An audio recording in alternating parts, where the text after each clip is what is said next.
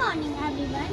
Today we are going to present a skit on importance of time and discipline in our daily life to keep ourselves healthy. Hope you all will like it. Neha is sleeping. Alarm clock is ringing at 6 a.m. Ring ring ring ring. Wake up Neha, wake up. Who woke me up? Oh, the alarm clock. Now I have to get ready for school. Next day. Trip, trip, trip, trip. Wake up, Neha. Wake up. Who woke me up?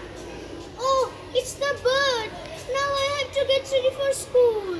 Next day. Wake up, Neha. Wake up. Who woke me up? Oh no, once again, today's sun woke me up. Now I have to get ready for school. Next day. Wake up, beta. Wake up, you sleepy heads. Ma, you woke me up. I want to sleep more.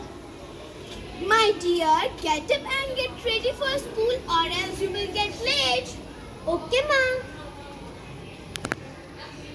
Now see what happens next day. Who woke me up today? Ma? Yes? Who woke me up today? Nobody, my dear child. Your body alarm clock woke you up today. Anyways, today is Sunday. You can do yoga and exercise now to keep yourself healthy. Okay, ma.